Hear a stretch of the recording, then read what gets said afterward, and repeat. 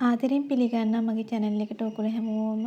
අද මම ඔයගොල්ලන්ට කියලා දෙන්නේ දෙල් වලින් රසවත්ම කිටි කෑමක් හදාගන්න විදිය. අඩුබඩු ප්‍රමාණයකින් ලේසියෙන් ඉක්මනින් හදාගන්න පුළුවන්. මෙන්න මේ බඩු ටික තමයි අපිට අවශ්‍ය කරන්නේ. අපේ ගෙදර ගොඩාක් කට්ටිය තෙල් කන්නේ මම විතරයි තෙල් කන්නේ. ඒක නිසා මම මේ කෑම හදාගන්න දෙල් ගෙඩියකින් කාලක ප්‍රමාණයක් තමයි ගත්තේ.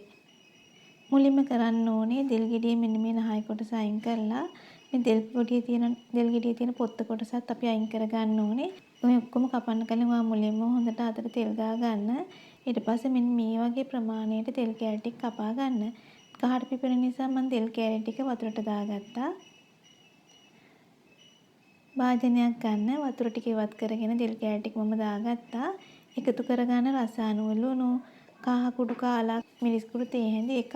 දැන් මේ ටික හොඳට තෙල් කෑලි වල තැවෙන ආකාරයට මෙන්න මේ වගේ අපි කුළු බොරු ටික තවර ගන්න ඕනේ. තවර ගත්තට පස්සේ අපිට කරන්න තියෙන්නේ පීනෙන් වහලා විනාඩි 5ක් පැත්තකට කරලා තියන්න ඕනේ.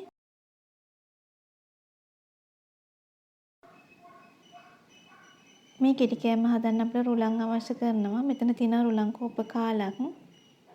විනාඩි 5කට පස්සේ තෙල් කෑලි වලට හොඳට රුලන් ටික කෝට් කරගන්න. සමහර ගෙවල් දෙල් ගස් තියෙනවා.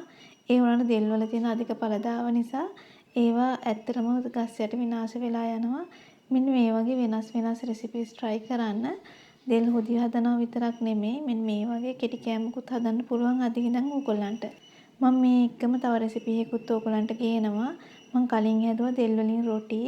ඒකත් ගොඩාක් ප්‍රසිද්ධයි. ඔයගොල්ලෝ ඒකත් බලන්න.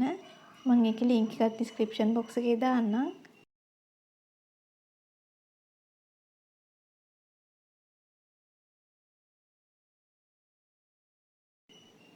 මුලින්ම කරන්න ඕනේ ඔක්කොම තෙල් කෑලි ටික රුලන් වලින් තවරලා පැත්තකට කරලා තියා ගන්න ඕනේ.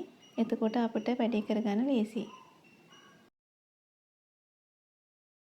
ගොඩාක් තෙල් අවශ්‍ය කරන්නේ තෙල් අවශ්‍ය කරන්නේ මේ සැඳි එකයි. අපි අඩුම අඩු ගින්දරේ තමයි මේ කෑම හදාගන්න ඕනේ. අද මම මේ ඉදිරිපත් කරන වෙනස්ම විදිහේ තෙල් වලින් හදන කෙටි කෑමට කැමති නම් ලයික් එකක් දාන්න මෙන් ආදරණීය ඉල්ලීමක් කරනවා. තෙල් ටික හොඳින් රත් වුණාට පස්සේ අපි තෙල් කෑලි ටික මෙන්න මේ වගේ පිළිවෙලකට එකතු කරගන්නවා.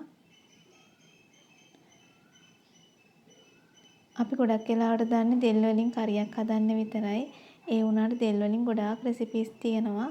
මම බලාපොරොත්තු වෙනවා දෙල් වලින් හදන චිප්ස් රෙසිපි එකක් ඔයගොල්ලන්ට කියන්න. ඒකත් මම ඉක්මනටම ඔයගොල්ලන්ට එකතු කරන්නම්. අපි දෙපැත්ත දදා මෙන්න මේ වගේ golden brown එකක් එනකන් තෙල් කෑලි ටික බෙද ගන්න ඕනේ. හොඳට මතක තියාගන්න තෙල් කෑලි ටික මෙන්න මේ වගේ එහා පැත්තට හරව ගත්තට පස්සේ තව තෙල් චුට්ටක් අපි තැටියට එකතු කරගන්න අවශ්‍යයි. ඔයා මේ තෙල් කෑලි ටික බා ගන්න ඕනේ. ඔයාට මේ ගෑරුපෙන් පොඩ්ඩක් එහාට මෙහාට කරනකොට තේරෙනවා හොඳට ඝනකමට ක්‍රිස්පි සද්දයක් එනවා. අන්න ඒ වෙලාවට ඔයාට පුළුවන් මේ තෙල් කෑලි ටික තැටියෙන් ඉවත් කරගන්න. මම මේ තෙල් කෑලි ටික සෝස් එක තමයි කෑවේ. ඔයගොල්ලෝ ඒ විදිහට කාලා බලන්න. දැන් බලන්න මේක හදන්න අපිට ගොඩක් වෙලා ගියේ නෑ. ඒ වුණාට මේක හරිම රස රෙසිපි එකක්. ඕගොල්ලොත් ඉතින් try කරලා බලන්න.